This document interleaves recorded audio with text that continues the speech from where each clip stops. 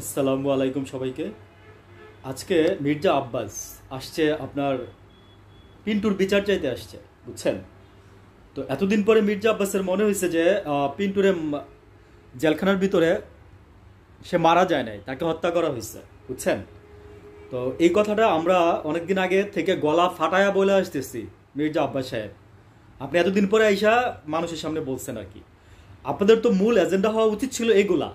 আপনাদের যে এই যে মার্ডারগুলো করা হয়েছে, এই যে জেলের ভিতরে মনে করেন যে ওই পিন্টুকে মারা হয়েছে, আমি বলছিলাম একটা একটা ভিডিওতে আমার, যে পিন্টুর মধ্যে একটা বাগা নেতারে মনে করেন যে আওয়ামী লীগ শেষ করে দিচ্ছে।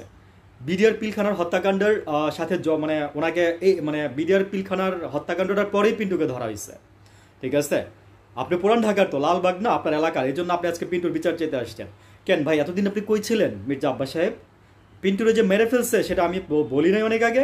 বলছিলাম তো। তা আপনি এতদিন পরে বলতে আসছেন, বলতে তার এমনি আসেন নাই। কেন বলতে আসছেন জানেন?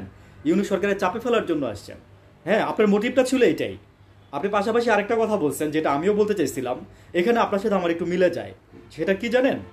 সেটা হচ্ছে আপনি বলতেছেন যে আওয়ামী লীগ সরকার, মানে আপনি অনেক ইনাই ভিনায় পেঁচাই পুচাই আপনি অনেক এক্সাম্পল দিচ্ছেন, পেটে মারলে নাকে ঘুষি, নাকে মারলে নাক দেখায়, পেট পেট দেখায়, নাকে অ্যাটসেট্রা, লাগলে ভাই শুনে নিয়েন, কেউ আছে টিভিতে আছে। কিন্তু আমার কথা হচ্ছে, আমি আপনাকে বলি, আপনার সাথে আমার কই মিলছে? আপনি এতদিন বলতেছিলেন যে মানে আপনি বলতেছেন যে এই যে নাটক, মানে হামিদ পালাই গেল, হ্যাঁ, হামিদ পালাই যাওয়ার পরে তারপর আওয়ামী লীগ ব্যান বা নিষিদ্ধ নিয়ে একটা কথাবার্তা উঠলো। তারপর এদিক দিয়ে মনে করছে হামিদ যা পালাই গেল, ওটা সবাই ভুলেই গেল, বুঝছেন? অনেকটা আওয়ামী লীগ সরকারের কৌশল আর কি। তো আপনার এই জিনিসটা আমিও ভাবছি গতকাল রাত্রে, তার আগের দিন আমিও ভাবছি যে আসলে ঘটনাটা তো এমন হওয়ার কথা ছিল না, কিন্তু এমন হইলো কেন? আসলে এই জিনিসটা হচ্ছে কাকতালীয়। এটা নিয়ে আপনার একটা বড় অবজেকশন আছে আব্বাস সাহেব, বুঝছেন? তো আপনি এখন মনে করেন যে এটা বলছেন যে মানে কেমন একটা যুগসূত্র পাইতেছেন আপনি। ভাই, যুগসূত্র আমিও পাইছিলাম, কিন্তু বিশ্লেষণ করে পরে দেখছি যে না, এটা এটা একটা কাকতালীয় ঘটনা। কই থেকে করছে আমি আপনাদের বলে দেই। যখন হামিদ পালাই গেছে, আমরা তো তরুণ সমাজ, মনে করেন যে তরুণ যারা, তাদের তো একটু রক্ত গরম থাকে, বুঝছেন? তো তারা মনে করেন যে জিনিসটা মেনে নিতে পারে না। আপনারা বয়স্ক মুরব্বীরা মেনে নিলেও আমরা আমরা তরুণরা মেনে নিতে পারি নাই।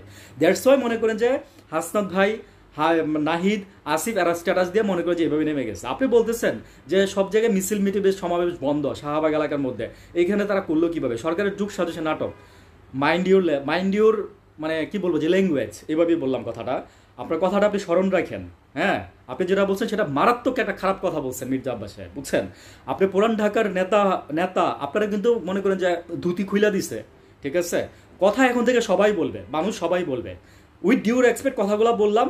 পিন্টুর বিচার আমিও চাই, পিন্টুর বিচার আমিও চাই, এই সরকারই করবে। থ্যাংক ইউ, আসসালামু আলাইকুম।